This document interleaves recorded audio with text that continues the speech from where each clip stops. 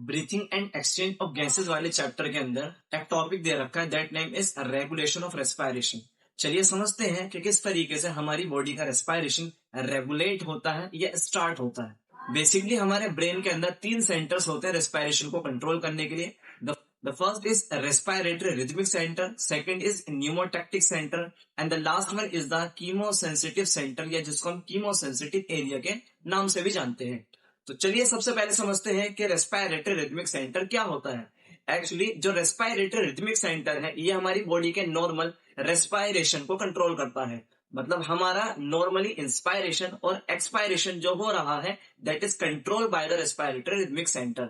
जो दूसरा आता है दैट इज द न्यूमोटैक्टिक सेंटर। जो न्यूमोटैक्टिक सेंटर होता है जब भी एक्टिवेट होता है तो हमारा रेस्पायरेटरी रेट जो होता है इंक्रीज होता है और हम जल्दी जल्दी ब्रीथिंग करने लगते हैं, ये फास्ट ब्रीथिंग करने लगते हैं।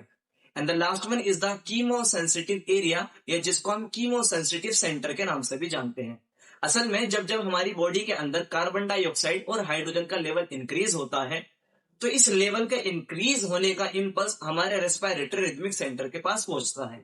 और जैसे ही रेस्पायरेटरी रिदमिक सेंटर के अंदर इंपल्स आता है फ्रॉम द कीमोसेंसिटिव एरिया तो तुरंत हमारा रेस्पायरेटरी रिदमिक सेंटर हमारे ब्रीथिंग रेट को फास्ट करता है और इंक्रीज करता है, जिसकी वजह से हमारी बॉडी के अंदर प्रेजेंट एक्स्ट्रा फॉर्म में या एक्स्ट्रा अमाउंट में जो कार्बन डाइऑक्साइड होती है वह एक्सपायरेशन के थ्रू बॉडी से बाहर निकलती है और हमारी बॉडी के अंदर जो अमाउंट थी कार्बन डाइऑक्साइड की बढ़ी हुई अब वो हमारी बॉडी के अंदर कम हो जाती है।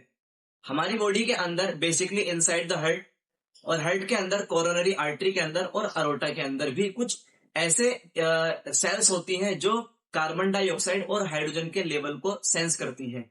जैसे ही ये दोनों सेंस करती है तो ये भी इंपल्स को रेस्पायरेटरी रिदमिक सेंटर के अंदर पहुंचाती है और जैसे ही रेस्पायरेटरी रिदमिक सेंटर के अंदर इंफॉर्मेशन जाती है तुरंत रेस्पायरेटरी रिदमिक सेंटर फिर से हमारी ब्रीथिंग को फास्ट कर देता है और फिर यहां से भी हमारी बॉडी के अंदर जो कार्बन डाइऑक्साइड का लेवल बढ़ा हुआ था वो बॉडी से बाहर निकल जाता है और हमारी बॉडी का जो कार्बन डाइऑक्साइड का लेवल होता है वो फिर से नॉर्मल हो जाता है। तो कुछ इस तरीके से हमारा रेस्पायरेटरी सिस्टम रेगुलेट होता है।